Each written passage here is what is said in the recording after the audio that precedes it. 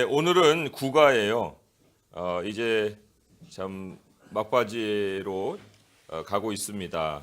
오늘은 기드온에 대한 말씀을 전합니다. 기드온, 하나님이 세우신 큰 용사. 예. 우리 국가에 해당되는 신학적 주제를 한 목소리로 같이 한번 읽어보겠습니다. 시작. 하나님께 순종하고 그의 사명에 참여할 수 있는 힘은 우리 자신이 아닌 성령님에게서 나옵니다. 네, 포인트를 보시면 첫 번째 포인트는 우리를 보내신 이가 힘도 주십니다 했는데, 신학적 주제에 보시면 참여할 수 있는 힘, 이게 포인트 1에 해당이 됩니다. 그리고 포인트 2는요, 하나님은 인내하심으로 확신을 주십니다 했는데, 이 인내하심이라 하는 거에 해당되는 것이 또 순종에 해당이 돼요. 그래서 순종하고가 바로 또 포인트 2에 해당이 되고요. 그리고 하나님은 우리의 약함을 통해 승리를 주십니다. 세 번째 포인트는요, 여기 우리 자신이 아닌 성령님에게서 나옵니다. 그게 바로 포인트 3에 해당이 됩니다. 그래서 하나님께 순종하고 그의 사명에 참여할 수 있는 힘은 우리 자신이 아닌 성령님에게서 나옵니다. 이러한 신학적 주제를 가지고 이 과를 우리가 보도록 하겠습니다. 도입 부분을 제가 읽어볼게요. 사사기 6장에서 주님은 이스라엘을 7년 동안 그들의 원수에게 넘겨주셨습니다. 이로 인해 하나님의 백성은 자기 땅에 살면서도 산속에 굴을 파고 들어가 숨어 살아야 했습니다. 그동안 원수 미디안 족속이 그들의 땅을 차지했고 소출을 비롯한 재산을 모두 빼앗아 버렸습니다. 저자는 당시 이스라엘의 상황을 다음과 같이 묘사합니다. 이스라엘이 미디안으로 말미암아 궁핍함이 심한지라 이에 이스라엘 자손이 여호와께 부르짖었더라. 때가 되었습니다. 하나님이 자기 백성의 부르짖음을 들으셨습니다. 그런데 이번에는 사사 대신 선지자를 보내십니다. 백성은 구원자를 원했지만 하나님은 당신의 말씀을 그들에게 선포해 줄 선지자를 보내주신 것입니다. 선지자는 그들에게 하나님의 은혜에 관해, 그분의 명령에 관해, 그리고 그들이 책망받는 이유에 관해 일깨워 주었습니다. 선지자를 통해 말씀을 선포하시는 것, 또한 자기 백성을 구원하는 하나님의 계획의 일부였습니다. 하나님은 백성이 진리를 배우기를 원하셨습니다. 하나님은 우리가 고난을 통해 배우기를 원하실 때가 있습니다. 하지만 우리는 그러한 상황에서 벗어나기만을 바랍니다. 하나님의 계획은 고통에서 벗어나게 해주는 것만이 아니라 성장하게 하는 것입니다. 고통에서 벗어나는 것보다 거룩함을 얻는 것이 더 중요합니다. 이러한 점에서 때로는 고통도 유익이 될 수 있습니다. 왜냐하면 하나님은 시험을 통해 우리를 빚고 연단하시기 때문입니다. 네, 여기 선지자를 보내신 부분에 대한 본문은 소개가 되지 않습니다. 그런데 이 기드온이 등장을 해야 할 그런 패턴이에요. 사사기의 패턴을 보면. 그런데 기드온이 등장하지 않고 이름이 알려지지 않은 어떤 선지자가 등장을 한다는 거예요. 한번 거기 해당되는 본문을 볼까요? 사사기 6장 8절에서 9절의 말씀. 그리고 그 선지자가 나타나서 어떠한 내용의 말씀을 먼저 전해주느냐 하는 것도 굉장히 의미가 있어요. 선지자 등장 자체보다도 그 선지자를 통해서 말씀하신 내용이 상당히 중요하거든요. 6장 8절에서 9절 또 10절까지 우리 같이 한번 읽어보도록 하겠습니다. 시작.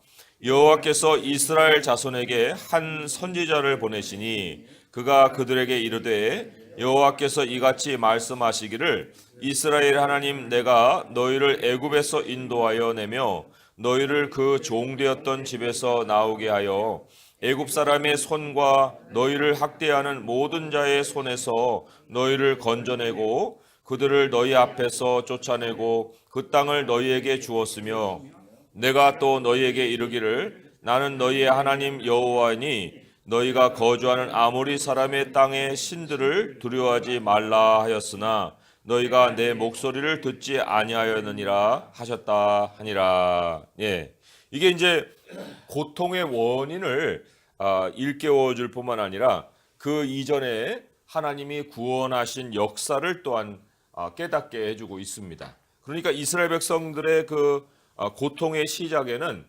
역사 의식의 상실, 그리고 또 우상을 섬긴 그러한 배역의 모습, 이게 중심에 있는 거예요.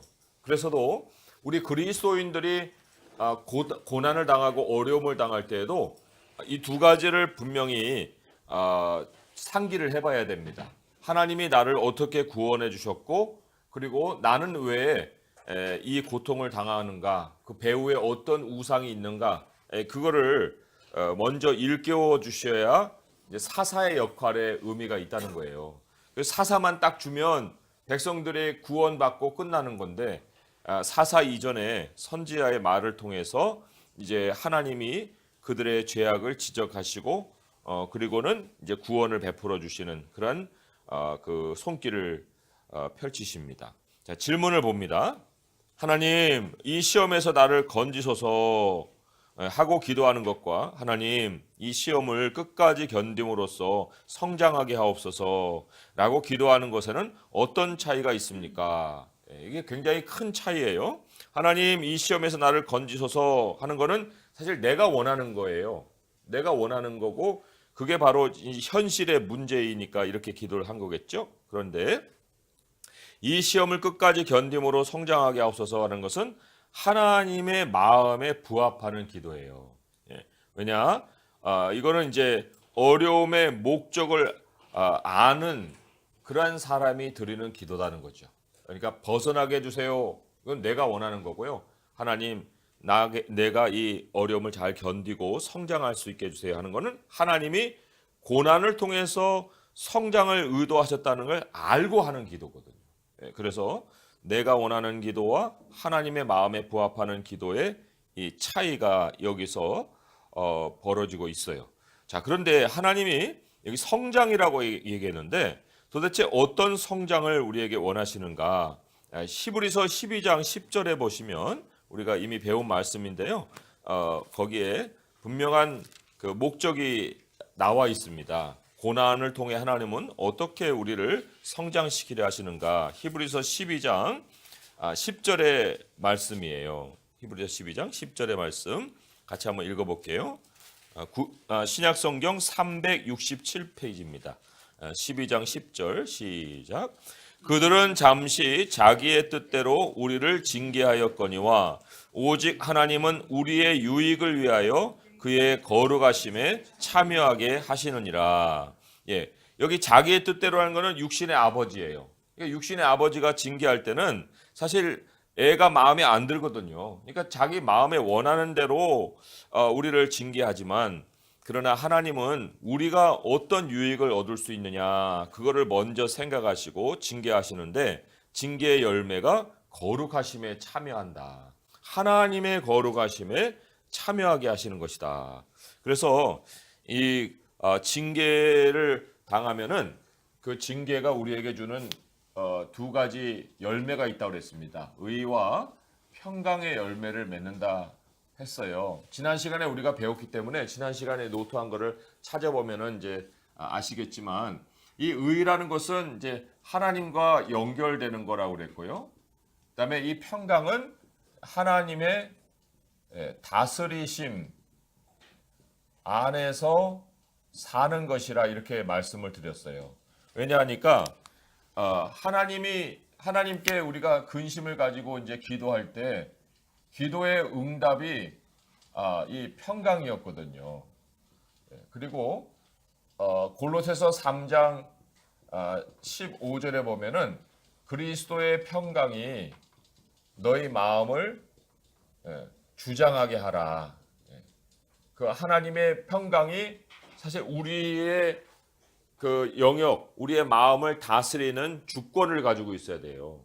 그래서 하나님의 평강의 열매를 맺는다는 것은 일단 기도의 응답으로 우리가 평강을 얻는 것이고 또 그리스도가 주장해 가시는 마음으로 사는 거예요. 그래서 고난을 통해서 우리는 더 하나님을 찾아가게 되겠죠. 그래서 의의 열매를 맺습니다. 하나님, 내가 하나님과 떨어져 있다가 이런 어려움을 당했네요. 하나님, 내가 절대로 이제 하나님과 떨어지지 않겠어요. 하고 하나님과 이제 연결되잖아요. 그럼 하나님이 그런 기도를 통해서 마음에 평강을 주시고 이제 그 평강 안에서 살아가게 하신다는 거죠. 이게 바로 거룩함이에요. 거룩함. 하나님의 그 성품 안에서 살아가는 거를 거룩함이라고 얘기할 때 우리가 세상과 다른 이유는 바로 이러한 의와 평강의 열매를 가지고 살아가기 때문에 그런 거죠. 우리 여기 어려움을 한번 시험으로도 생각을 해보세요. 왜냐하면 이제 그 하나님은 우리를 유혹하진 않으시지만 시험은 하시거든요. 이 시험이 결국은 쉬운 시험은 없어요. 고난이죠. 고난이고 어려움인데 세상에서도 시험을 치를 때 시험을 그냥 빨리 치르고 끝내버리는 게 목적이 아니잖아요. 뭐 공부 안 하는 학생들은 시험 기간은 뭐 오든지 말든지 그리고 시험이 빨리 끝나면 그냥 또 룰루랄라하고 이제 살고 이게 아무 의미를 가지지 못하거든요. 그런데 시험의 의미를 아는 사람은 시험을 미리 준비하기도 합니다. 예, 그죠? 준비하죠. 공부하잖아요. 그리고 시험 기간에는 또 최선을 다하죠. 예, 최선을 다하고 그리고는 시험이 끝난 다음에는 시험 결과를 가지고 누리죠. 예, 시험 결과를 잘 얻으면 얼마나 또 뿌듯하고 거기에 대한 성과도 있고 참 그 결과를 가지고 자랑스러운 삶을 살지 않겠습니까? 예, 이 최선을 다한다는 것은 이제 끝까지 문제를 끝까지 읽고 종 땡 칠 때까지 집중하고 인내하고 하는 거잖아요. 그러니까 하나님이 우리를 시험하신다는 것이 한번 하고 끝나시지 않거든요. 왜? 우리가 완전하지 않기 때문에 그런 거예요. 그래서 언제든지 고난은 조그만 모양으로라도 찾아올 수 있는데 그것을 우리가 미리 하나님이 나에게 또 모난 부분이 있어서 이 어려움을 주시는 거구나 하고 이제 마음으로 준비하고 최선을 다하고 그리고는 그 결과를 누리는 것까지. 그래서 우리가 이러한 그 자세를 가지고 하나님 앞에 서는 것 이게 바로 이제 이 기도원을 통해서 우리에게 주시는 또 교훈이라고도 볼 수가 있어요. 자, 그러면 이 세션에서 하는 부분을 같이 읽어보도록 하겠습니다. 시작. 이 세션에서 우리는 약하고 겁이 많음에도 불구하고 원수로부터 하나님의 백성을 구원하는 일에 쓰임받았던 기드온에 관해 공부할 것입니다. 기드온의 이야기를 통해 우리는 우리를 보내신 이가 곧 그 사명을 감당할 능력도 주신다는 사실을 알게 될 것입니다. 하나님은 우리의 연약함을 통해 승리하게 하심으로써 선하고 사랑이 많으신 성품을 보여주십니다. 하나님의 은혜에 대한 반응으로 우리는 주님의 부르심에 응답하고 나아가 우리가 사명을 감당할 수 있도록 힘주시는 주님을 신뢰해야 합니다. 여기 중요한 문장 하나가요. 우리를 보내신 이가 곧 그 사명을 감당할 능력도 주신다는 사실. 이거 굉장히 중요하죠. 지난 시간에 바로 이걸 배웠잖아요. 디모데전서 1장 12절의 말씀을 근거로 이 말씀을 우리가 배웠어요. 근데 한번 복습하는 겸해서 디모데전서 1장 12절의 말씀을 또 찾아서 읽어볼게요. 337쪽에 있습니다. 337쪽에 디모데전서 1장 12절의 말씀 같이 읽어볼게요. 시작. 나를 능하게 하신 그리스도 예수 우리 주께 내가 감사함은 나를 충성되이 여겨 내게 직분을 맡기심이니. 여기 순서가 중요하다고 그랬습니다. 능력이 먼저 언급이 됐지만은 그 나를 능하게 하신 주 예수님께 감사하는 거는 그 이전에 어떤 일이 있기 때문에 감사를 하는 거잖아요. 그래서 이 능력은 사실 나중에 오는 거고요. 첫 번째로는 나를 충성되이 여기시는 하나님의 모습, 그리고 충성을 확인하신 후에 직분을 주시는 하나님, 그리고 이 직분에 따라서 나를 능하게 하시는 하나님의 이 순서가 있다는 거예요. 그래서 이 충성이라는 것은 결코 하루아침에 확인되는 것이 아니라고 했잖아요. 그래서 이거는 이제 성실함이고요. 또 일상의 충실함이 또 배후에 있는 거죠. 일상의 충실함을 내가 쭉 보이면은 하나님이 야 너는 됐다. 내가 너를 사용해도 되겠구나 하고 이 직분을 딱 맡기시는 거예요. 그런데 직분을 맡길 때는 하나님, 나는 목장에서 양만 쳤는데요, 내가 무슨 왕이 됩니까? 이게 굉장히 엉뚱한 직분을 맡기실 수도 있어요. 그런데 이 직분을 맡기는 거는 결코 하늘에서 뚝 떨어지는 일이 아니라는 거죠. 하나님이 나를 준비시키신 그 과정과 거기에서 내가 하나님 앞에 성실한 모습을 가진 것을 근거로 해서 이 직분을 맡기시는데, 여기에 막 뒤로 넘어갈 것이 없어요. 왜요? 직분이 아무리 황당하게 여겨져도 그 직분에 따라서 하나님이 능력을 주신다는 거예요. 이 능력은 사실 이때 이 우리가 준비되었던 그 모습하고는 상상할 수 없는 정말 플러스적인 하나님의 알파죠. 성령의 능력으로 우리가 이 직분을 감당할 수 있게 해주시기 때문에, 중요한 것은 능력부터 갖추는 것이 아니라 하나님 앞에 성실한 모습을 가지고 사는 것이다. 그래서 기드온도 뭐 사실 따지고 보면 뭐한 사람이에요? 아무 뭐 배경이 없잖아요. 그런데 하나님이 이 기드온이 정말 이 민족에 대한 사랑, 그리고 정말 이 우상 덩어리 때문에 그 나라가 이 모양이 됐다는 그런 마음, 그래서 그런 어떤 분개하는 의로운 그 마음들을 늘 품고 살았던 것을 이제 이 하나님이 보시고 그 충성됨의 직분을 맡기신 이러한 일들을 우리가 볼 수가 있지요. 그리고 능력을 감당해 주셔서 민족의 지도자가 되게 하신 거예요. 자, 첫 번째 포인트는 그래서 우리를 보내신 이가 힘도 주십니다. 이렇게 했습니다. 자, 문단을 제가 읽어볼게요. 하나님은 선지자를 보내 자신의 뜻을 전하게 하신 후 사람들이 전혀 예상하지 못했던 한 사람을 큰 용사로 세우십니다. 하나님이 기드온을 부르시는 장면을 보십시오. 자, 본문을 우리 한 목소리로 같이 읽어주시기 바랍니다. 시작.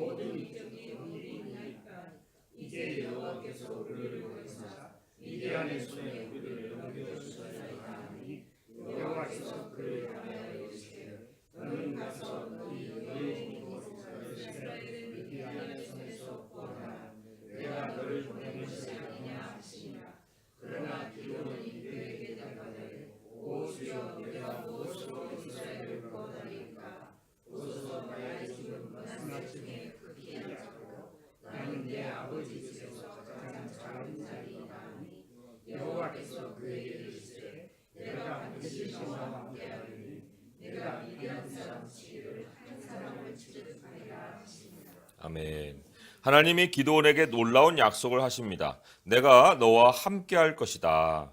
본문이 여호와의 사자가 기드온에게 나타나 하나님의 임재에 대한 확신을 주는 것으로 시작해서 큰 용사여 여호와께서 너와 함께 계시도다 이렇게 시작했죠. 동일한 약속으로 끝난다는 것. 내가 반드시 너와 함께하리라 이런 사실에 주목하십시오. 기드온은 당돌하게도 하나님의 약속에 의문을 제기합니다.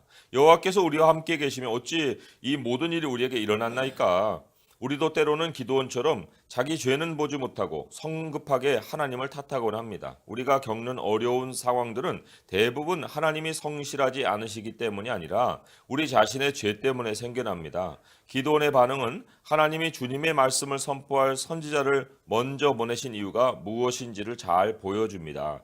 하나님은 백성 스스로 자신들이 잘못을 저질렀으며 그로 인해 구원받을 필요가 있음을 알기 원하셨던 것입니다. 이어서 기드온은 자격 미달을 이유로 하나님의 명령에 이의를 제기합니다. 나는 내 아버지 집에서 가장 작은 자니이다. 그러나 하나님은 구원의 능력이 기드온에게서 나오는 것이 아니라 하나님의 임재로부터 나온다는 사실을 일깨워 주십니다. 내가 반드시 너와 함께 하리라. 우리는 그리스도의 제자로서 성령을 통해 우리에게 권능을 주시겠다는 예수님의 약속을 신뢰해야 합니다. 스스로 자격이 없다고 느끼는 우리에게 하나님이 말씀하십니다. 큰 용사여, 하나님께 순종하고 그분이 주신 사명에 동참할 능력은 우리에게서 나오지 않습니다. 오직 하나님이 보내신 성령님에게서 나옵니다. 그렇기 때문에 그러므로 너희는 가서 모든 민족을 제자로 삼아로 시작한 지상 명령이 내가 세상 끝날까지 너희와 항상 함께 있으리라 라는 약속으로 끝나는 것이 조금도 이상하지 않습니다. 네. 하나님이 주신 사명에 순종하는 데 있어 어떤 것들이 당신을 주저하게 합니까? 예, 여러 가지 성경의 예들을 우리가 떠올려 볼 수가 있어요. 이 기드온만 이런 것이 아니고 모세가 뭐라고 얘기했냐면요. 출애굽기 4장 10절에요. 나는 입이 뻣뻣하고 혀가 둔한 자입니다. 이렇게 얘기를 했습니다. 뭐예요? 능력이 부족합니다. 이게 이제 우리를 주저하게 만드는 아주 최고의 그 이유가 될 거예요. 모세의 경우 출애굽기 4장 10절에 있죠. 예. 나는 입이 뻣뻣하고 혀가 둔합니다. 라고 하는 거를 저기 영어 성경을 찾아보니까 모세가 말을 느려 터지게 했나 봐요. 그래서 입이 뻣뻣하는 게 나는 느리게 느릿느릿 얘기하는 사람이에요. 이렇게 번역이 돼 있더라고요. 그리고 또 입 혀가 둔하다는 것이 나는 좀 주저하는 사람이에요. 그러니까 말을 똑바르게 막 한 게 아니고 하려고 했다 말했다 하려다 말했다 뭐 이런 어떤 그런 그 성향을 가졌는지 아무튼 말도 느리게 하고 또 말도 그렇게 뭐 재빠르게 재치 있게 하지도 못하고 이런 의미를 가지고 있었거든요. 그러니까 모세의 경우 첫 번째로는 능력 부족을 생각해 볼 수 있고요.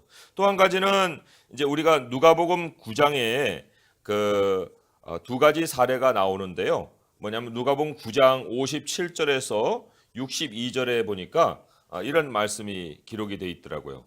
예수님이 인자는 머리 둘 곳이 없다. 그거를 누구에게 얘기했냐면 내가 주님을 따르겠나이다. 이런 말을 한 사람에게 이런 대답을 먼저 해주셨어요. 누가복음 한번 찾아볼까요? 누가복음 9장 57절 한번 보세요. 누가복음 9장 57절의 말씀에 이런 기록이 있었거든요. 길 가실 때 어떤 사람이 여짜오되 어디로 가시는지 아는 따르리다 했는데 예수님이 엉뚱한 얘기를 하셨어요. 여우도 굴이 있고 공중에 새도 집이 있는데 인자는 머리 둘 곳이 없다. 너 생활에 보장이 안 될 텐데 너 정말 따를 거야? 이런 얘기를 하는 거예요. 그러니까 왜 우리가 주저하느냐? 생활에 보장이 안 된다. 이게 또 하나의 그 또 이유가 되겠죠. 그리고는 이어지는 말씀이 이제 59절부터 해서 예수님이 오히려 먼저 선제적으로 제안을 해요. 내가 나를 따라 또 나를 따르라 얘기하는데 두 번이나 뭐라고 했냐면 아우 저는 죽은 자를 먼저 장사해야 되겠네요. 그리고 또 내 가족을 작별을 해야 되겠네요. 뭐 이런 식으로 지금 가족 먼저라는 이유를 내세웁니다. 그러니까 세 번째로는 뭐냐면 혈육 관계가 굉장히 사명 감당하기 힘들게 만드는 이유가 된다는 거예요. 첫 번째는 능력 부족, 세 번째로는 생활 보장이 안 돼요. 세 번째로는 혈육이 나를 발목을 잡습니다. 먼저 아버지를, 먼저 내 가족을 뭐 이렇게 가족부터 이제 챙기는 거죠. 그리고 그 마지막으로 한번 생각해 볼 수 있는 것이 마가의 경우인데요. 이거 뭐 똑부러지게 마가가 이랬다 이렇게 얘기하진 않지만 사도행전 15장 38절을 보시면은 그때 이제 바나바와 바울이 굉장히 다퉈요. 마가 때문에. 왜 다퉜느냐면 마가가 사역 현장의 어려움 때문에 중도 하차해 버렸거든요. 그러니까 이 마지막으로 주저하게 만드는 것은 사역 현장까지 가긴 했는데 거기서 어려우니까 포기해 버리는 거예요. 사역의 어려움이 사람을 포기하게도 한다. 이 네 가지 그래서 이유를 우리가 좀 여기서 사명 순종에 주저하게 되는 이유를 좀 우리가 살펴볼 수가 있습니다. 자, 그럼 계속 읽어볼게요. 기드온은 그에게 나타나시니까 신적인 존재임을 알고 있었습니다. 사사기 6장 13절에는 여호와의 사자를 향해 오 나의 주여라고 하다가 15절에는 오 주여로 호칭을 바꿉니다. 이게 뭔 차이입니까? 이렇게 물어볼 수 있는데요. 여기 제가 그 성경을 찾아보니까 한글 성경에는 이게 안 나타나지만 영어에는 이렇게 얘기했어요. Oh my Lord 해서 여기 그 뭐예요? 그 소문자를 썼어요. 소문자. 그러니까 이건 뭐 아무 때나 그냥 존경하는 사람 부르는 로드예요. 그런데 오 주여 할 때는 오 로드 해서 이게 여호와를 뜻하는 그 말을 썼더라고요. 그래서 첫 번째로는 누군지 모르니까 못 알아본 중에 그냥 존경하는 그 용어를 호칭을 썼는데 그 다음에는 이제 인식이 바뀌어가지고 이분이 주님이시구나 여호와시구나 하는 뜻으로 이제 오 주여라는 호칭을 바꿨다 그런 얘기죠. 기드온은 자기가 받은 메시지가 사실인지 확인하고자 표징을 구합니다. 하나님은 그의 요청을 받아들여 그에게 하나님의 임재를 확신시켜 주십니다. 그런데 기드온은 오히려 두려움에 빠지고 맙니다. 그는 하나님이 다시 확신을 주신 후에야 비로소 예배로 반응합니다. 예. 이 하나님의 임재를 확신시켜 주시는 방식이 뭐였냐면요. 이제 기드온이 잠깐만 기다리세요. 내가 좀 예물을 가지고 올 테니까 그때까지만 기다리세요. 하고 이제 예물을 가져왔어요. 그리고 이제 예물을 버려놨거든요. 그랬더니 여호와의 사자가 지팡이 끝을 딱 대니까 바위에서 불이 확 일어나갖고 그 재물을 다 태워버립니다. 그리고는 이제 여호와의 사자는 사라져 버려요. 그러니까 기드온이 갑자기 그 일이 생기니까 두려움에 확 휩싸여 버리는 거죠. 이거 어떻게 해야 되나? 이게 뭐야? 이게 무슨 일이야? 이렇게 이제 돼 버리는데 그럴 때 이제 하나님이 다시 그 기드온에게 그 마음을 안정시키고 그리고는 이제 예배를 예배를 할 수 있도록 얘기해 주시죠. 그럴 때 여기에 등장하는 용어가 여호와 샬롬이에요. 우리 사사기 6장 24절을 한번 보세요. 사사기 6장 24절에 이제 그 사건이 기록이 되어 있고요. 마지막에 결론적으로 여호와 샬롬이라는 말을 기드온이 이제 붙이고 있습니다. 그래서 여기 6장 23절, 24절에 보면은 여기 이런 말씀이 있거든요. 같이 한번 읽어볼게요. 6장 23, 24절이요. 시작.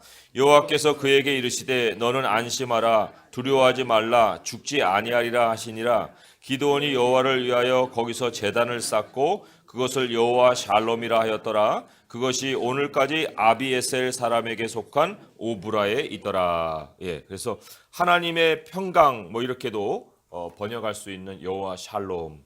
우리가 하나님의 이름으로 이런 거를 자꾸 생각할 때가 있어요. 어떤 이제 뭐 그 경우에 하나님의 여러 가지 이름이 뭐예요? 하면 뭐 여호와 이레, 뭐 여호와 샬롬 이렇게도 얘기하는데 이게 하나님의 이름이 아니거든요. 여호와 이레도 그 여호와 하나님이 그 산에서 준비하시리라 그런 어떤 사건을 요약하는 그 말이지 하나님의 이름은 아니에요. 그러니까 여호와의 샬롬도 하나님의 이름으로 우리가 알고 있는 경우가 있는데 그게 하나님의 이름이 아니라 하나님이 벌이신 사건을 요약하는 그 말이다. 여호와의 샬롬. 그래서 하나님이 죽일 자이면 나타나셨겠어요?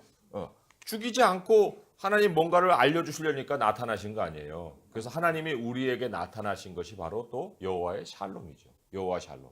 죄인으로 정말 하나님이 우리를 만나 주시고 우리가 뭐 알지도 못하는 중에 그런 진노가 쏟아졌다면 우리는 죽어도 마땅하겠지만 그것은 아니죠. 하나님의 뜻을 가지고 우리를 찾아오신 것이기 때문에 여호와 샬롬이다. 자, 하나님의 임재 앞에서 두려움에 떨었던 기드온의 모습이 지나치다고 느껴집니까? 하지만 믿는 자라면 누구나 하나님을 가까이 느끼고 싶어 하지 않나요? 자신의 삶에 그분의 임재가 느껴지기를 바라지 않나요? 만약 기드온의 반응이 지나치다고 느껴진다면 그것은 아마 하나님의 능력과 임재를 체험하는 것이 얼마나 놀라운 선물인지를 잊었기 때문일 것입니다. 구약의 성전 시대에는 오로지 대제사장 한 명만 한 해에 한 번 하나님을 뵐 수 있었습니다. 하나님의 백성과 하나님의 임재를 상징하는 지성소를 구분해 놓은 휘장을 넘어가서 말입니다. 예수님이 십자가에 못 박히셨을 때 그 휘장이 위로부터 아래까지 찢어졌습니다. 예수님이 승천하신 후에는 성령님을 선물로 주셔서 능력을 받게 하고 주님의 임재를 느낄 수 있게 해주셨습니다. 어쩌면 우리에게는 기드온이 느꼈던 것 같은 경외감이 필요한지도 모릅니다. 하나님의 임재와 능력에 진심으로 감사하고 또 전심으로 예배할 수 있도록 말입니다. 네, 참 이 경외감이 기드온에게 예배로 다시 나가게 했잖아요. 네, 두려워 죽을 것 같은 그런 기분이 들었지만 다시 하나님이 찾아와서 위로해 주시고 예배를 드림과 같이 참 예배는 이런 경외감 속에서 나오는 거예요. 그래서 질문을 오늘 한번 보겠습니다. 하나님의 임재는 어떤 면에서 우리를 놀라게 합니까? 했는데 우리가 하나님의 임재를요, 우리 그리스도인들은 뭐 바깥을 이렇게 관찰해서 느끼는 게 아니에요. 바깥을 뭐 해가 하나님이 주셨네, 달이 하나님이 주셨네, 뭐 그런 걸 가지고 하나님의 임재를 먼저 느낄 수 있었다면은 우리가 정말 우리의 이성으로 하나님 먼저 찾아갈 수 있었겠죠. 근데 하나님을 우리가 만난 첫 순간은 관찰을 통해서 하나님 만난 게 아니거든요. 하나님 우리에게 찾아오셨기 때문에 우리가 하나님의 임재를 알았고 그 다음에 이제 해도 보고 달도 보고 하나님의 임재가 있구나 하고 생각하는 건데, 그러니까 외부적인 관찰에 의해서가 아니라 나의 내부적인 경험에 의해서 하나님의 임재를 우리가 발견한 거거든요. 그러면 나의 내부적인 경험이라는 건 느낌 없이 어떻게 됩니까? 이게 아무런 감동이 없이 하나님의 임재를 어떻게 만날 수가 있어요? 성령이 우리에게 아무리 조용히 찾아오신다 한들 그 성령이 우리 안에 거하신다는 것을 우리에게 모르고서 임재하시겠습니까?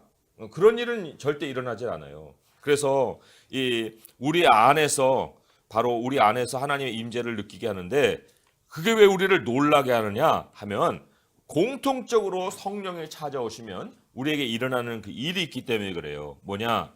나의 추악함을 보게 하시는 거예요. 나의 추악함을. 그게 바로 이제 죄를 드러내시는 하나님이시거든요.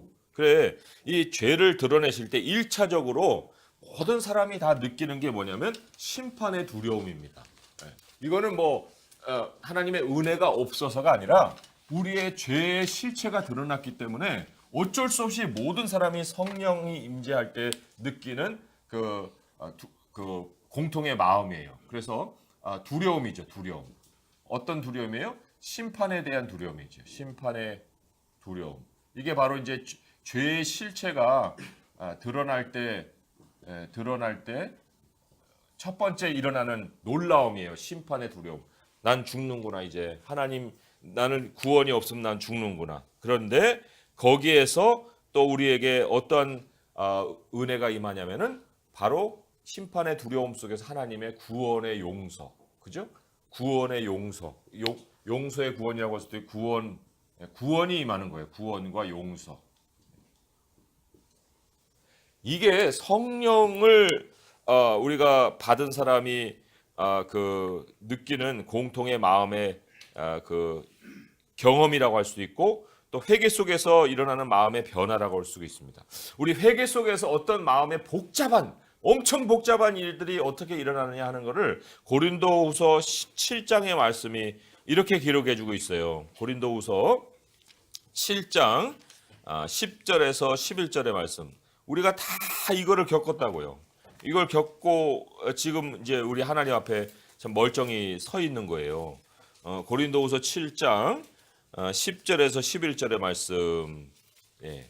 여기 이제 어떻게 하나님이 회개를 이루어내시느냐. 회개를 이루는 것도 하나님이 하시는 일이거든요. 고린도후서 7장 10절 11절 읽어봅니다. 시작. 하나님의 뜻대로 하는 근심은 후회할 것이 없는 구원에 이르게 하는 회개를 이루는 것이요, 세상 근심은 사망을 이루는 것이니라. 보라, 하나님의 뜻대로 하게 된 근심이 너희로 얼마나 간절하게 하며 얼마나 변증하게 하며 얼마나 분하게 하며 얼마나 두렵게 하며 얼마나 사모하게 하며 얼마나 열심 있게 하며 얼마나 벌하게 하였는가. 너희가 그 일에 대하여 일체 너희 자신의 깨끗함을 나타내었느니라. 아멘. 예. 회개의 마지막 결론은 깨끗함이에요. 세상 근심은 깨끗함으로 끝나지 않아요. 세상 근심은요, 계속 우울증으로 사람을 몰고 가고 끝까지 가게 하는 거예요. 자기 목숨을 끊게도 만듭니다. 그런데 하나님이 일으키시는 근심은 회개를 이룹니다. 그 마지막에는 내가 막 들고 일어나 막 위아래로 뛰고 난리를 치고 막 분하게, 하나님 나 그런 일 한 적 없어요. 그래도 막 또 변명도 했다가, 하나님 정말 죄송해요. 하나님 내가 이런 정말 죄인이에요. 하고 막 또 고백도 했다가 막 이게 엄청 변화를 일으키고 난 다음에 우리 하나님 앞에 깨끗하게 용서받은 그러한 모습으로 서게 하신다. 그게 바로 이제 하나님의 임재가 들어오셔서 우리를 완전 뒤엎어 놓으시는 그런 사건이죠. 자, 그런 다음에 하나님의 임재는 우리를 놀라게만 하는 것이 아니고요. 하나님의 임재는 어떤 면에서 우리를 위로하며 담대하게 합니까? 이렇게 얘기를 했습니다. 자, 성령을 체험한 후에는요, 우리의 본질이 무엇이냐를 알게 됩니다. 우리의 본질이, 우리는 사실 흙이잖아요. 보잘것없는 흙이었잖아요. 그런데 하나님이 아담에게 그 생기를 부어넣어 주셔서 생명이 됐잖아요. 생명이라는 것은 이제 living being이거든요. 살아있는 존재가 되게 하셨다. 살아있는 존재. 그죠? 그러니까 그 전까지는 흙덩어리인지도 모르고 그냥 자만하면 살았어요. 살았는데 성령이 들어오셔서 내가 어떻게 존재하고 있느냐를 깨닫고 나니 이 존재감이 이제 달라지는 거예요. 하나님의 영으로 인해 내가 살아가고 있는 존재구나. 이 존재감이 다르게 느껴지는 거죠. 그리고 아담에게 이 성령이 오신 다음에 아담에게 하나님이 그때 이제 사명을 맡기잖아요. 너는 편만해라, 번성하라, 확장하라는 거죠. 너는 정복하라. 그다음에 너는 다스려라, 통치, 뭐 이런 것들을 맡기잖아요. 이 영으로, 하나님의 영으로 인해서 우리가 어떤 존재인가를 알게 되면 그 존재감 속에 하나님이 사명을 맡기시는 것이 또 우리에게 더 우리를 존재감이 있는 모습이 되게 한다는 거죠. 아, 하나님 나에게 이 영역을 주셨어. 그리고 이 영역을 하나님이 이 영역을 나에게 맡기신 거야. 난 청직이고 하나님은 이 영역을 내게 맡기셨으니 내가 이 영역을 잘 해야지. 이런 어떤 결심을 또 가지게 하는 거예요. 그러니까 하나님이 임재하심으로 인해서 내 자신의 그 모습도 변화된 것을 알 뿐만 아니라 나의 삶에 대한 존재감도 깨닫게 하고, 그리고는 이제 나는 사람으로 말미암아 인정받는 인생이 아니다. 하나님이 나를 인정해 주시는 사람으로 난 산다. 이런 그 아주 결심이 생기는 거죠. 그래서도 이 바울의 경우를 보면요, 바울이 마지막에는 굉장히 외롭고 쓸쓸하게 죽어요. 외롭고 쓸쓸하게 죽는데, 그런데도 불구하고 어떤 고백을 남기느냐, 이런 고백을 남깁니다. 디모데후서를 한번 보세요. 디모데후서는 바울이 죽기 직전에 기록한 서신이에요. 그런데 이 디모데후서 4장의 말씀에 보면은 바울의 마지막이 어떠했는가 하는 것도 알게 되고요. 그가 얼마나 확신과 또 하나님과 함께하는 위로 속에 살았는가 하는 걸 알게 되는데, 디모데후서 4장 16절에서 18절의 말씀 같이 한번 읽어보도록 하겠습니다. 디모데후서 4장 16절에서 18절 시작. 내가 처음 변명할 때에 나와 함께한 자가 하나도 없고 다 나를 버렸으나 그들에게 허물을 돌리지 않기를 원하노라. 주께서 내 곁에 서서 나에게 힘을 주심은 나로 말미암아 선포된 말씀이 온전히 전파되어 모든 이방인이 듣게 하려 하심이니 내가 사자의 입에서 건짐을 받았느니라. 주께서 나를 모든 악한 일에서 건져내시고 또 그의 천국에 들어가도록 구원하시리니 그에게 영광이 세세 무궁토록 있을지어다. 아멘. 여기 보니까 나와 함께한 자가 하나도 없다. 지금은 없다, 그런 얘기예요. 그러니까 사람으로 인정받고 평가되는 인생이 아니었다는 거예요. 바울에게는 하나님이 곁에 서서 힘을 주시는 그 삶을 지금까지 살아왔다는 거예요. 그리고 18절에 보면은 목적은 뭐예요? 천국에 들어가도록 구원하시는 것이다. 내가 땅에서 뭐 업적 남기고 사는 것이 끝이 아니고 하나님의 끝은 바로 천국으로의 구원이기 때문에 그거를 생각한다고 하면은 여기서 우리가 홀로 남는 그러한 참 외로움을 당하더라도 그것이 우리에게 큰 문제가 될 것은 없다. 주가 이루시고 주가 마치신다. 이런 생각을 가지고 이제 담대하게 사역을 감당을 했죠. 그래서 이러한 사도 바울의 모습을 우리가 좀 닮아갈 필요가 있습니다. 네. 그렇죠. 하나님이 함께 하신다는 것으로 인해서 매 순간 누리는 거죠. 매 순간 견디고 살아가는 거죠. 네. 자, 두 번째 포인트입니다. 하나님은 인내하심으로 확신을 주십니다. 기도원에 관해 가장 잘 알려진 이야기를 보기 전에 우리는 하나님이 그에게 바알의 단을 헐고 아세라 상을 찍어버리라고 명령하신 것을 기억할 필요가 있습니다. 가나안 사람들이 숭배하던 여신 아세라는 나무 기둥으로 세워져 있었습니다. 기도원은 주님을 예배할 제단을 세우고 수소를 번제물로 바칠 때 아세라 상을 찍어 만든 장작을 사용했습니다. 하나님은 우리를 너무도 사랑하셔서 우리 안에 다른 우상을 허락하지 않으십니다. 하나님이 우리에게 베푸시는 가장 큰 사랑의 표시는 우리 안에 있는 우상을 모두 제거해 버리시는 것입니다. 아까 그 깨끗함을 얻었다는 그 말씀 있잖아요. 모든 그 마음의 그 갈등을 통해서 탐욕이 벗어지고 우상이 참 그 벗겨지는 이런 경험을 하는 거죠. 우리 안에 우상이 모두 제거되어야 주님이 온전히 임하실 수 있고 하나님이 임재하셔야 우리가 가장 큰 만족을 느낄 수 있기 때문입니다. 여기에 중요한 단어가 바로 만족이라는 단어예요. 만족. 하나님이 우리 안에 오셔서 우리를 유익을 위해서 무엇을 해주시느냐? 거기에 우리 고린도후서 3장 5절의 말씀을 보겠습니다. 고린도후서 3장 5절에 그게 이제 세상이 줄 수 없는 그 선물이에요.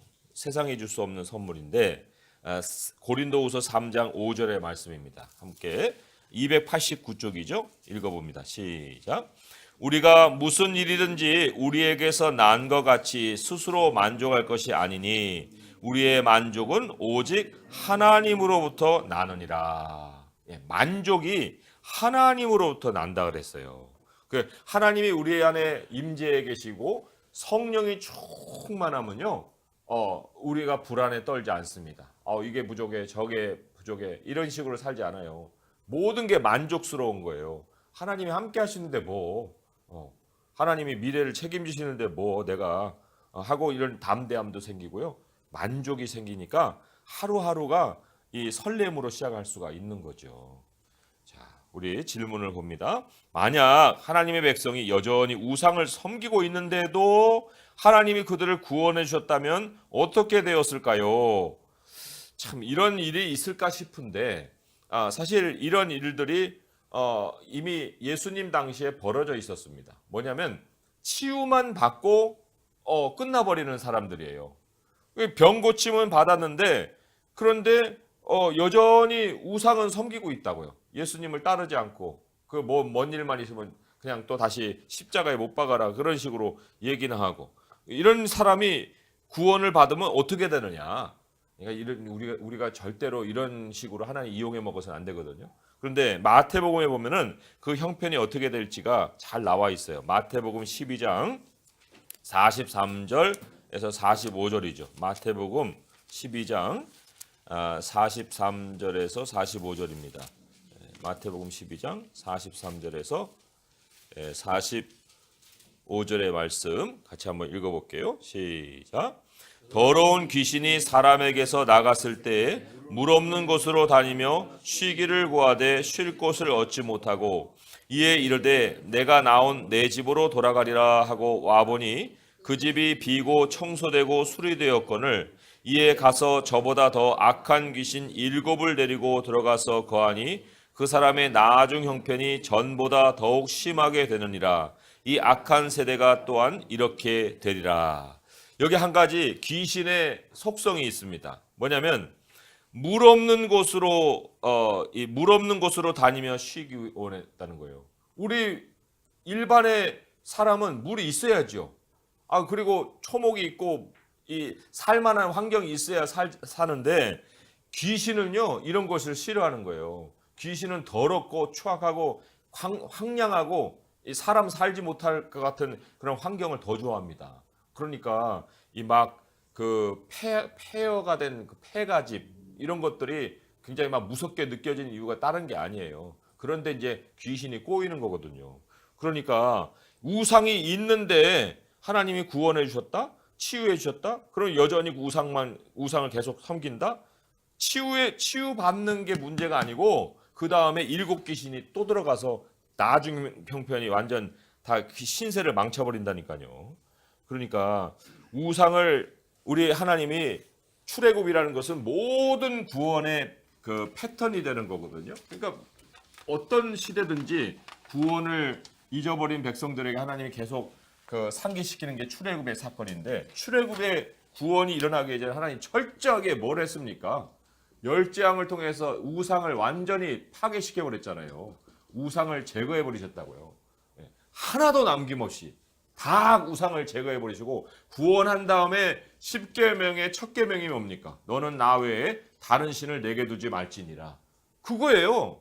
구원의 첫 번째 우리가 정말 표시는 뭐냐면 우상이 다 사라져 버린 거예요. 그리고 하나님이 구원하실 때 우상을 완전히 제거해 버리시고.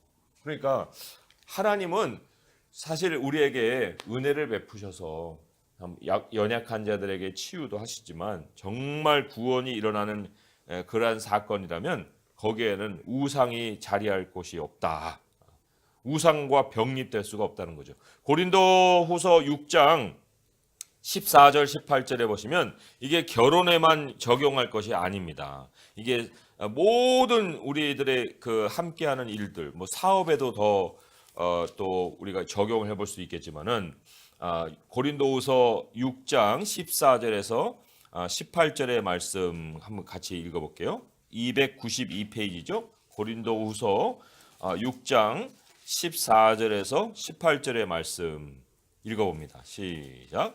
너희는 믿지 않는 자와 멍에를 함께 매지 말라. 의와 불법이 어찌 함께하며 빛과 어둠이 어찌 사귀며 그리스도와 벨리알이 어찌 조화되며 믿는 자와 믿지 않는 자가 어찌 상관하며 하나님의 성전과 우상이 어찌 일치가 되리요. 우리는 살아계신 하나님의 성전이라. 이와 같이 하나님께서 이르시되 내가 그들 가운데 거하며 두루 행하여 나는 그들의 하나님이 되고 그들은 나의 백성이 되리라. 그러므로 너희는 그들 중에서 나와서 따로 있고 부정한 것을 만지지 말라. 내가 너희를 영접하여 너희에게 아버지가 되고 너희는 내게 자녀가 되리라. 전능하신 주의 말씀이니라 하셨느니라. 전능하시는 단어가 많이 나오지 않아요, 신약에는. 그런데 여기 왜 전능하신 주의 말씀이라는 말이 왜 나왔을까요? 왜냐하면 지금 여기 14절도 보면은 세상과 짝해가지고 뭔가 해보려고 하는 거예요. 이게 결혼에 뭐 상대가 믿지 않는 사람이면 안 돼, 믿지 않는 사람이면 안 돼요. 그런 얘기만이 아니고요. 그리스도와 벨리알은 사탄의 또라는 얘기거든요. 그러니까 그리스도와 사탄이 어떻게 함께 어깨 동무를 하고 지내겠느냐, 그런 얘기예요. 우리의 어깨 동무는 하나님과 하는 거예요. 그죠? 그러니까 하나님이 우리에게 아버지 되고 너는 내 아들이야. 전능하신 주의 말씀이야. 이거를 너가 따라야지 누구를 따르겠니? 하고 지금 말씀을 하는 거죠. 그래서도 우리는 정말 이 우상에 대해서만큼은 철저하게 배제하고 하나님 유일성으로 우리의 인생을 살아갈 수 있어야 됩니다. 두 번째 문제입니다. 하나님이 우리를 외적인 시험에서뿐만 아니라, 외적인 시험은 이제 미혹을 당하는 거죠. 내면의 우상 숭배로부터도, 이 내면의 우상 숭배는 탐욕이라고 할 수가 있습니다. 외적인 시험은 미혹이고 내면의 우상 숭배는 내 스스로가 만들어내는 탐욕이에요. 그런데 외적으로도 내적으로도 모든 것에서 구원해 주셔야 되는 이유는 무엇인가요? 그랬습니다. 그게 구원이 필요한 것이, 아까 만족이라는 단어가 나왔지만은 우리에게 늘 찾아오는 것이 뭐냐면 불안함이에요. 마음의 근심이라고요. 그리고 만족을 못하는 모습이죠. 뭐 조금만 지저분한 것만 봐도 왜 이렇게 집안이 지저분해? 지저분하든 아니든 간에 어제도 거기 살고 그제도 거기 살고 다 그 장소가 그 장소인데 뭐 조그만 거 앞에 놓였다고 뭐 이렇게 불만을 표시할 필요는 없잖아요. 근데 그 지저분한 것 하나가 나를 또 근심하게 하고 불안하게 만들 수도 있거든요. 그런데 우리가 정말 왜 그러한 마음을 갖게 되느냐, 그 근본에 뭐 미혹을 받아서뿐만 아니라 내 속에 뭔가 다른 것에 대해서 만족을 얻으려고 하는 그 기준이 다 바뀌어 버리는 거예요. 기준이. 그래서 우리가 디모데전서 6장 10절에 보시면은 그 불안함과 근심함을 우리에게 안겨주는 그 원인에 대해서 대표적으로 참 그 돈이라는 것이 등장을 했지만, 이 돈은 탐욕을 상징하는 어떤 실제적인 물체라고 볼 수가 있습니다. 6장 10절의 말씀 한번 같이 읽어볼게요. 시작. 돈을 사랑함이 일만하게 뿌리가 되나니 이것을 탐내는 자들은 미혹을 받아 믿음에서 떠나 많은 근심으로써 자기를 찔러도다. 예, 탐욕을 만약에 품게 되면 사람이 근심을 갖게 되고 근심이 자기를 찌르고 그리고는 그 스트레스에 이제 자기가 막 괴로움을 스스로가 만들어내는 거예요.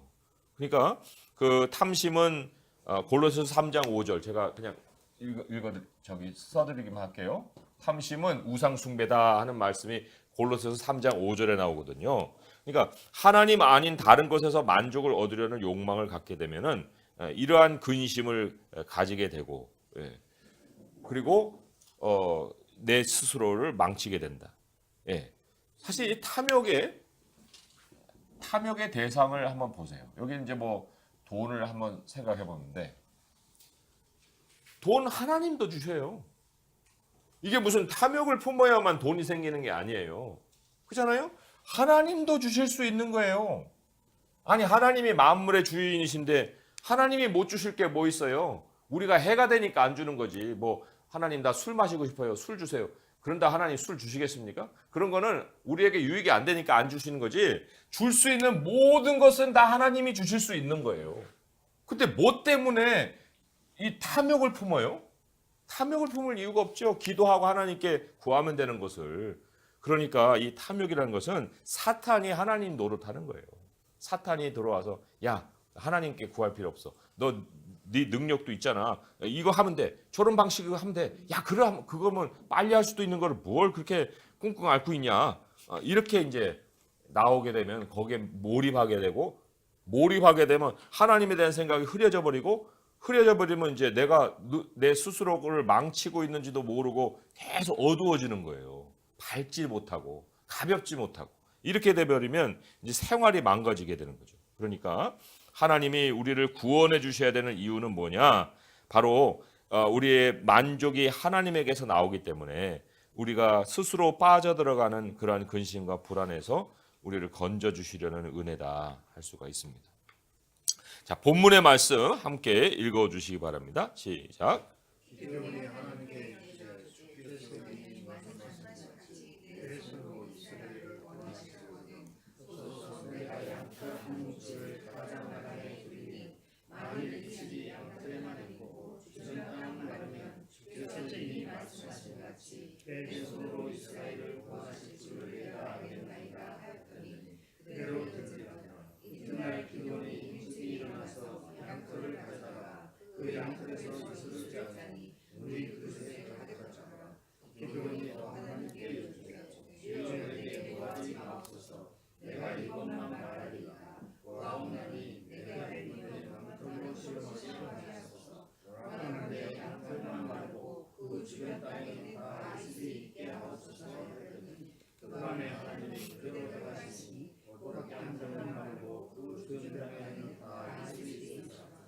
아멘. 기드온은 양털 뭉치로 하나님께 2번이나 표징을 구합니다. 그러나 분명한 사실은 기드온의 이러한 행동은 우리가 따라야 할 규범이 아니라는 것입니다.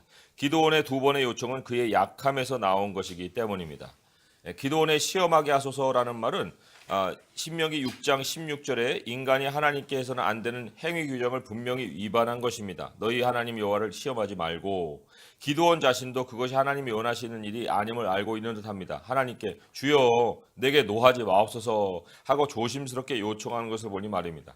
그는 하나님의 음성을 들었고 그분의 뜻을 알았습니다.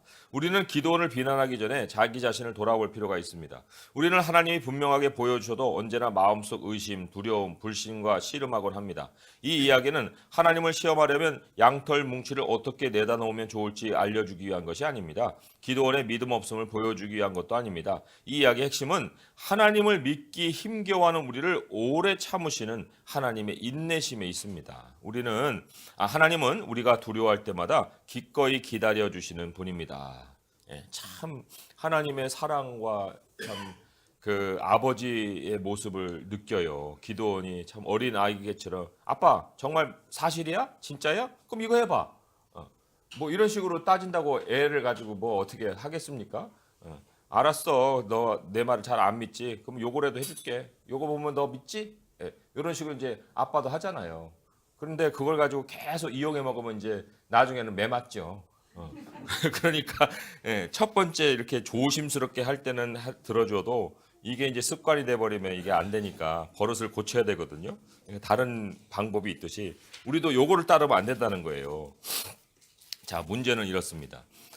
자신이 제대로 가고 있는지 확신을 얻기 위해 하나님께 표징을 구한 적이 있습니까? 그 결과는 어땠나요? 자, 저는 이 질문을 좀 두 가지 의미로 한번 생각을 해봤어요. 자신이 제대로 가고 있는지를 확신하기 얻기 위해. 그러니까 이게 긍정적일 수도 있는 거거든요. 하나님, 나 정말 제대로 살고 있는 거 맞아요? 하나님, 하나님이 기뻐하시는 일 내가 하고 있긴 하나요? 이런 걸 이제 확인하고 싶은 거죠. 그러니까 하나님이 말씀을 확실히 해주셨어요. 말씀이 불안한 게 아니에요. 말씀은 너무나도 분명하게 내 앞에 있는 거예요. 그런데 두 가지 이제 반응이죠. 긍정적인 반응은 내가 정말 말씀의 길 안에서 살고 있습니까? 라는 어떤 내 자신이 하나님께 더 인정을 받고 있는 확신을 얻고자 하는 거죠. 근데 두 번째는 굉장히 부정적인 것이라고 할 수가 있습니다. 예, 말씀이 여기 있고요. 첫 번째는 A라는 그 사람은 이미 말씀을 걷고 있는데 하나님, 나 정말 말씀대로 걷고 있는 거 맞아요? 하나님의 뜻대로 내가 살고 있는 거 맞아요? 하고 이제 뭔가 하나님께 인정받고 싶은 마음에서 이렇게 질문할 수도 있고, 두 번째로는 말씀이 있어요.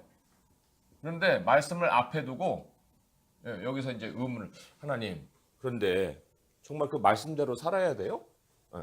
내가 정말 그 말씀대로 제대로 가야 됩니까? 정말 그 말씀이 나에게 그런 약속을 주시는데 정말 그렇게 될까요? 뭐 걷지 않고 걸어야 되냐 하는 것을 물어보는 것이 또 하나의 어떤 걸 우리를 돌아봐야 될 모습이라 할 수가 있습니다. 그러니까 첫 번째로는 이게 순종의 동기가 되는 거고, 이 두 번째로는 사실 의심이 동기가 되는 거예요.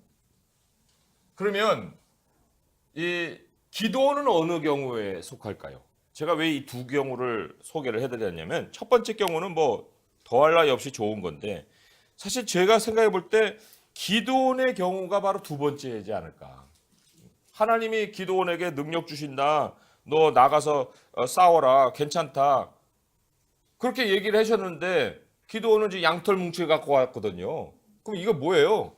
지금 뭔가 지금 믿었지 못한 것을 확인하고 싶어하는 그런 얘기거든요. 그러니까 이 뭔가 의심과 또 두려움과 이런 어떤 그 상황이 이 기도원에게 있었지 않나. 그런데 기도원만 그랬던 게 아닌 것 같아.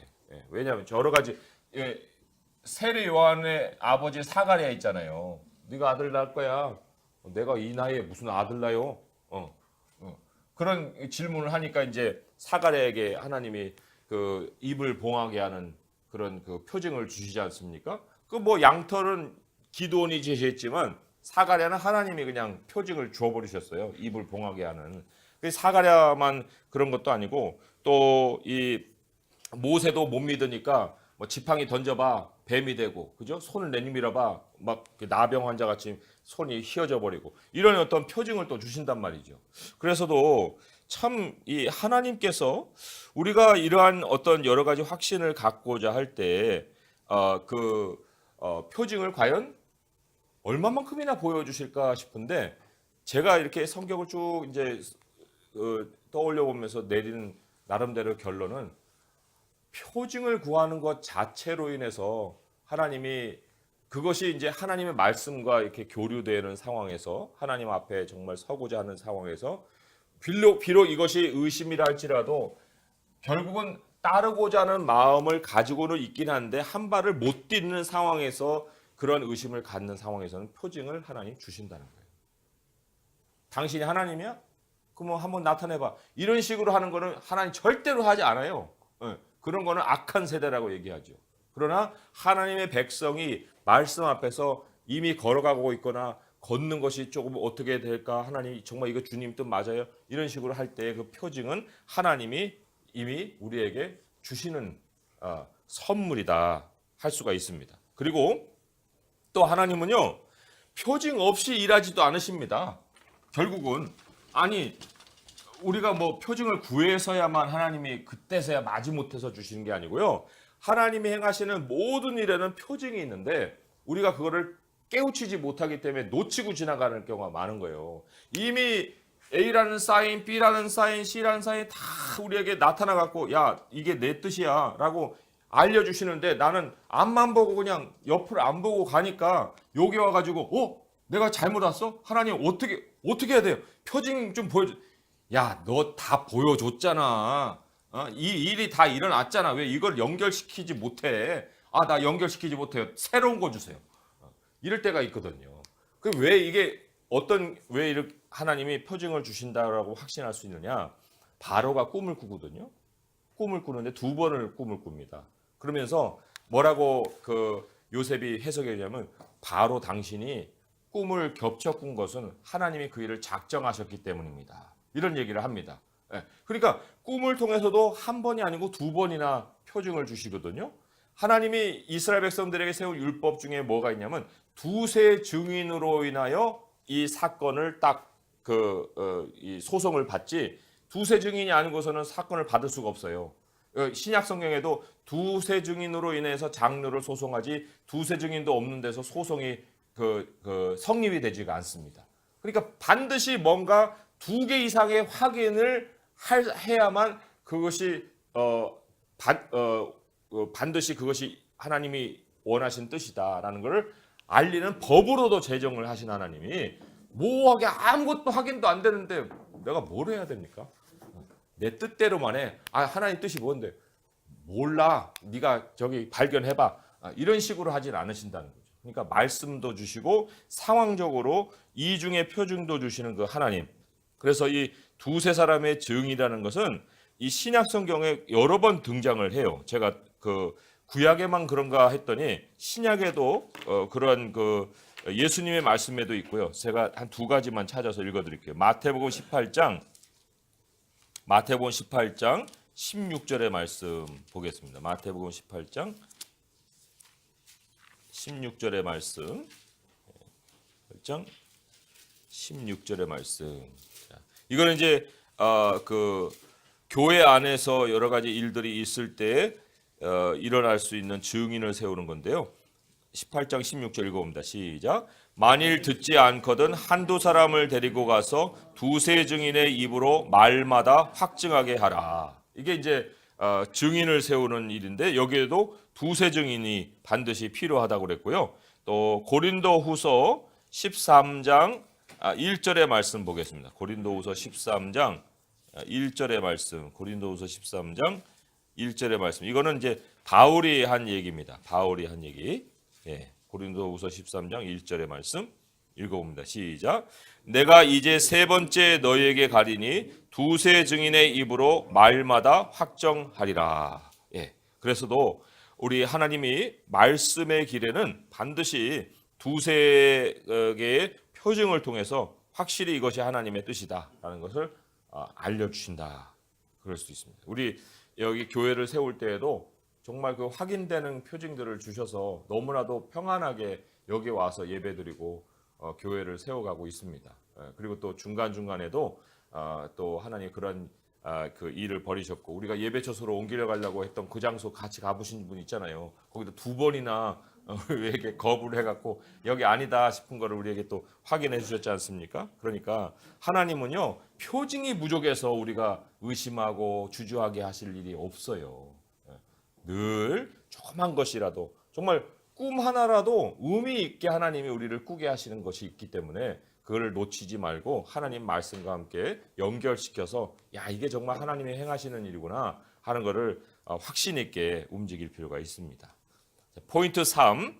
하나님은 우리의 약함을 통해 승리를 주십니다. 기도원의 이야기는 그의 인간적인 약점을 줄곧 강조합니다. 왜 그럴까요? 하나님이 기드온의 군대를 줄여나가기 시작하시는 명령에서 그 답을 발견할 수 있습니다. 이는 이스라엘이 나를 거슬러 스스로 자랑하기를 내 손이 나를 구원하였다 할까 함이라. 이것이 바로 구원에 이르는 길이요 하나님의 능력에 이르는 비결입니다. 승리는 우리 노력에 달려 있지 않고 하나님께 항복하는 데 달려 있습니다. 승리의 초점은 우리의 뛰어난 기술이 아닌 구원으로 나타나는 하나님의 영광에 있습니다. 예. 그러니까 오히려 능력이 넘치면 능력을 줄여버리신다니까요. 참 기이하신 하나님이세요. 예. 능력이 철철 넘칠 때나 기다리시고 그 줄어질 때까지 놔두시는 거예요. 그리고는 쪼그라들어 갖고 하나님 하고 부르짖을 때까지 그냥 기다리시는 하나님의 손길 참. 그러니까 물론 이제 능력이 많다고 해서 그거를 일부러 뭐 줄이시고 그래야 되는가 할 때 하나님의 영광에 초점을 맞출 때 승리가 있는 거예요. 그죠? 그러니까 모든 사람이 하나님께 영광을 돌리고 있으면 굳이 그러실 이유도 없어요. 그러나 대부분의 사람들의 본성이 능력이 자기에게 있으면 스스로 자랑하기가 쉽기 때문에 하나님이 내가 했다라는 결론을 내리시기 위해서라도 사람들이 팔팔 살아있을 때는 안 움직이신다니까요. 그리고는 그냥 놔두시다가 부족해질 때 하나님의 영광을 위해서 일을 하신다 했습니다. 제가 그 페이지 94페이지에서 하나님의 영광에 대해서 세 가지를 말씀을 드렸어요. 우리가 뭐 하나님께 영광 돌립니다 하고 말로만 그렇게 하는 게 아니고요. 세 가지의 내용이 겹쳐 있을 때 그게 바로 하나님의 영광이다라고 얘기를 드렸습니다. 첫째는 하나님의 살아계심을 우리가 늘 모시고 살아가는 것이 하나님의 영광을 드러내는 거라고 했습니다. 그죠? 하나님의 영광, 하나님을 보이는 거잖아요. 하나님의 살아계심이 첫째고요. 두 번째로는 하나님의 다스리심이라고 했습니다. 하나님이 다스리십니다 라는 것을 인정하고 사는 것이 또 하나님께 영광을 돌리는 거라고 했고요. 세 번째로는 하나님의 공급하심이라고 했습니다. 왜냐하면 신약 성경에 빌립보서 마지막 장에 영광을 하나님께 돌릴지어다, 유일하게 영광을 하나님께 돌릴지어다라는 그 인사말이 나오는 마지막 마무리 말이 나오는데 거기에 보면은 하나님이 우리의 모든 쓸 것을 채우시리라 하는 말씀이 있거든요. 그러니까 하나님이 살아계시는 것, 하나님이 다스리시는 것, 하나님이 공급하시는 것, 이 세 가지를 인정하고 살면 정말 내 삶에 하나님의 영광이 풍성하고 넘치고 막 확산되고 빛을 발하는 거예요. 어떤 성취만이 아니다는 얘기죠. 자, 그러면 본문을 한 목소리로 읽어주시기 바랍니다. 시작.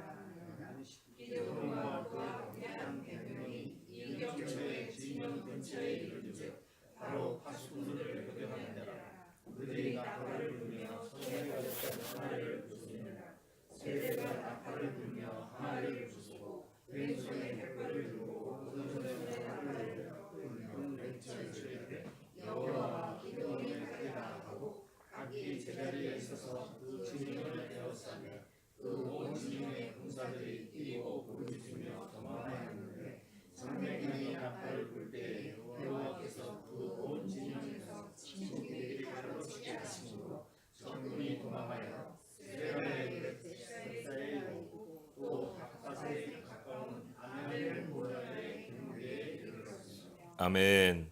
이스라엘은 오로지 하나님의 힘과 지혜에 힘입어 놀라운 대승을 거두었습니다. 승리하는 방식마저도 전쟁은 주님께 속했으며 주님이 승리를 쟁취하셨음을 보여줍니다. 300명의 용사들은 공격을 해본 적도 없습니다. 그저 달아나는 미디안 군사들을 쫓아갔을 뿐입니다. 우리가 하나님을 의지하는 한 하나님이 우리의 약함을 통해 승리를 주신다는 사실을 잊지 마십시오. 우리는 우리의 약함을 통해 구원받았으며 주님을 의지함으로써 계속해서 건짐을 받고 삶을 의지합니다. 그 예로 죄는 노력만으로는 극복할 수 없습니다. 하나님께 의지해야만 이겨낼 수 있습니다. 전도 역시 마찬가지입니다. 제 아무리 달변가라도 우리를 통해 말씀하신 하나님께 의지하지 않으면 복음을 제대로 전할 수 없습니다. 우리는 원수와 대적해 싸우는 과정에서 하나님이 우리의 약함을 통해 자기 능력을 드러내심을 깨닫게 됩니다. 우리의 승리는 역설적입니다. 즉 믿음으로 하나님께 마음을 드려야만 승리할 수 있는 것입니다. 그죠? 마음으로 이 승리를 쟁취하는 것이지 뭐 칼을 휘두른다고 승리가 일어나는 게 아니라는 거예요. 문제는 이렇습니다. 세상의 사고방식은 강한 자가 승리한다는 것입니다. 기도원의 이야기는 이러한 생각을 어떻게 바꾸어 줍니까? 정말 이게 너무너무 힘이 되는 말씀이 하나 있어요. 고린도후서 12장 9절에서 10절입니다. 고린도후서 12장 9절에서 10절의 말씀 같이 한번 읽어볼게요. 시작. 나에게 이르시기를 내 은혜가 내게 족하도다. 이는 내 능력이 약한 데서 온전하여짐이라 하신지라. 그러므로 도리어 크게 기뻐함으로 나의 여러 약한 것들에 대하여 자랑하리니 이는 그리스도의 능력이 내게 머물게 하려 함이라. 그러므로 내가 그리스도를 위하여 약한 것들과 능욕과 궁핍과 박해와 곤고를 기뻐하노니 이는 내가 약한 그때에 강함이라. 여기 내가 약한 그때에 강하다. 내가 약한 그때에 강하다. 이런 정말 엄청난 약속입니다. 그래서 그리스도 안에 있는 사람의 특징은 사실은 약함이에요. 약함. 그 참 이 어떤 긴장감이 어떨 때는 느껴지냐면요. 예를 들어 이런 거예요. 이제 뭐 제 경우가 아닐 수도 있지만은 뭐 예를 들어서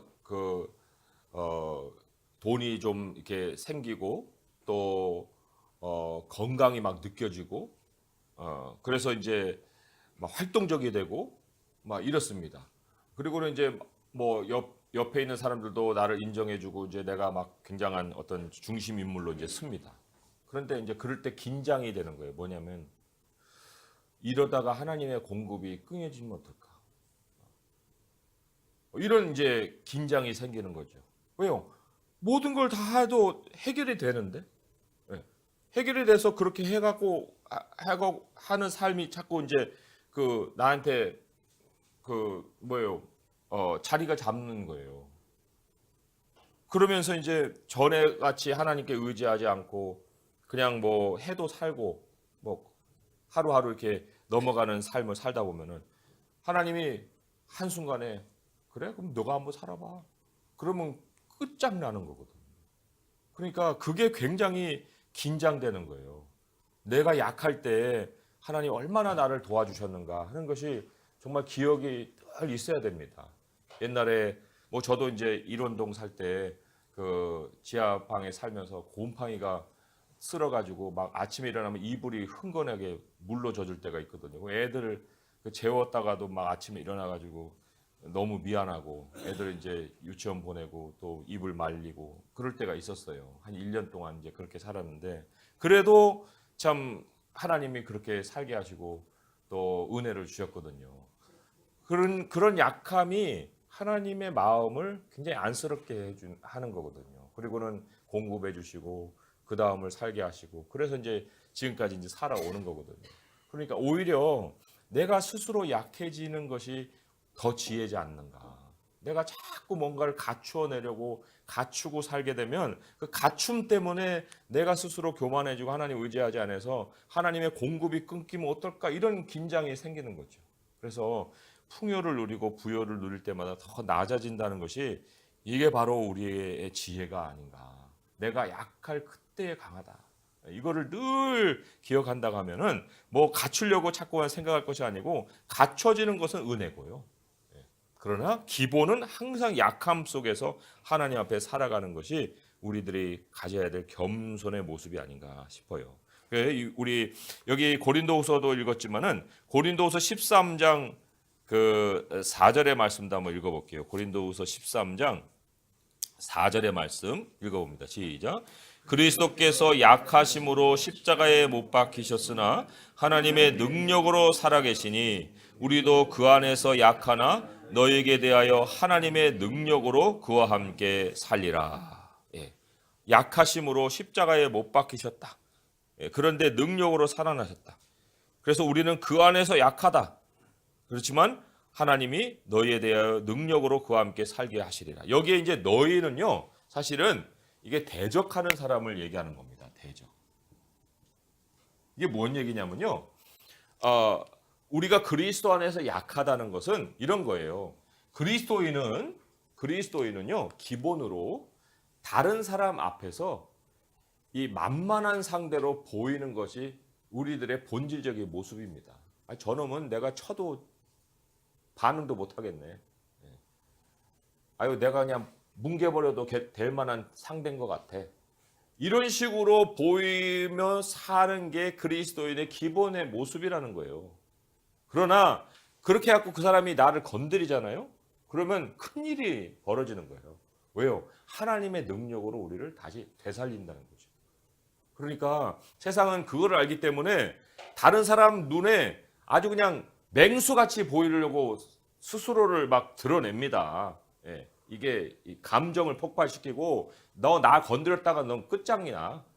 이런 이미지를 심어주는 거예요. 그러니까 저 아줌마는 무서워서 말도 못하겠네.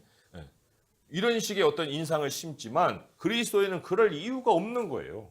오히려 사람들이 만만하게 볼 수 있을 만큼 친절하게, 정직하게, 그리고 겸손하게 수그려주고 그런다고 해서 그거를 밥으로 여겨요? 그러면 이제 하나님이 그 능력으로 그 대적을 상대를 해주신다는 거죠.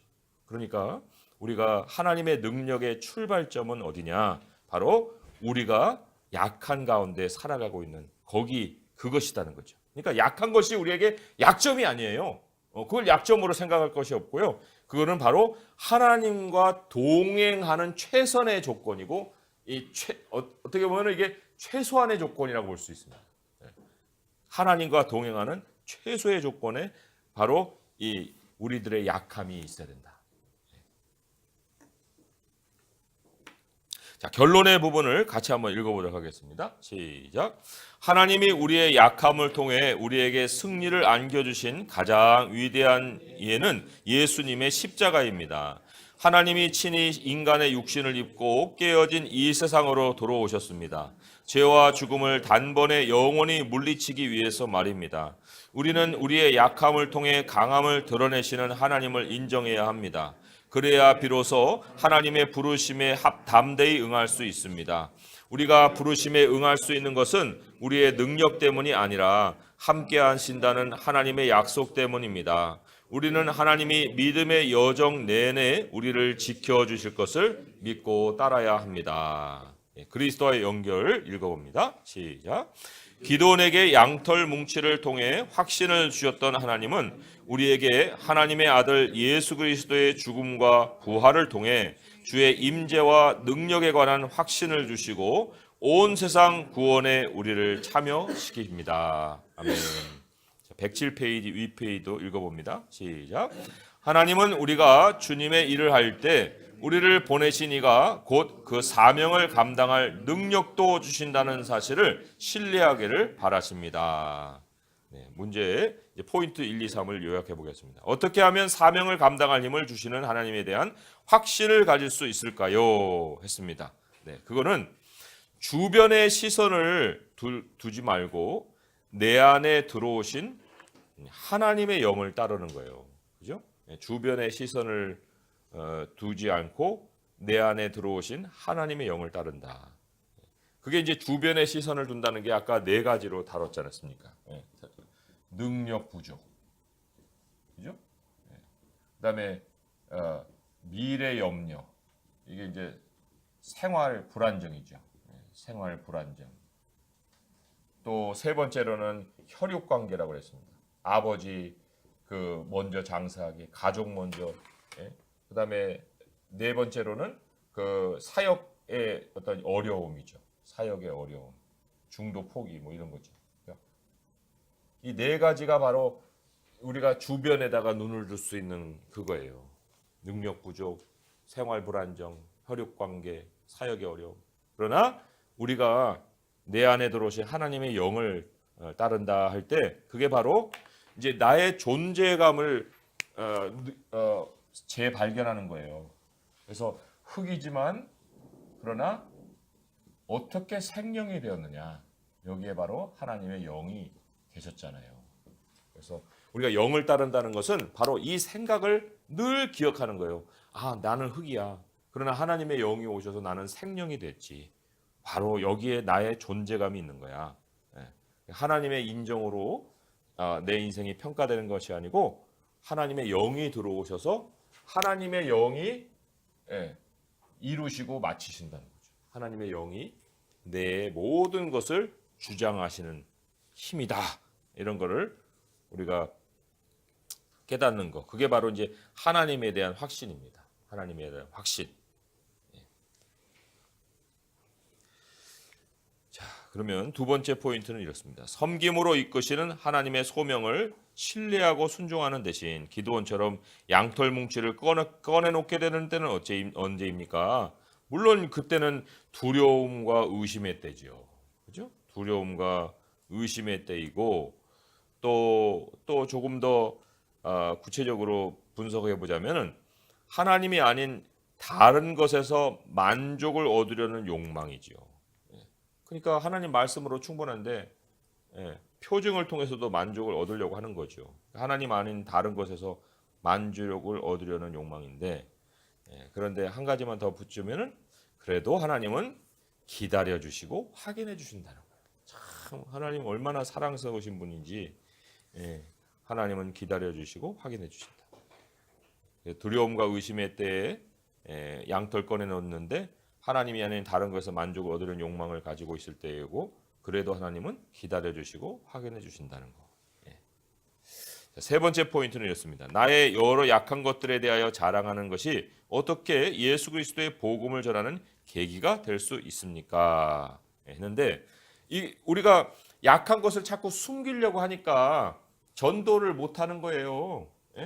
내 형편이 좀 펴져야 내가 이만큼 삽니다. 예수님 믿었더니 이렇게 사네요. 이렇게라도 얘기를 해주셔야 무슨 전도가 되지. 뭐 이렇게 쪼그라든 삶을 갖고 무슨 전도가 됩니까?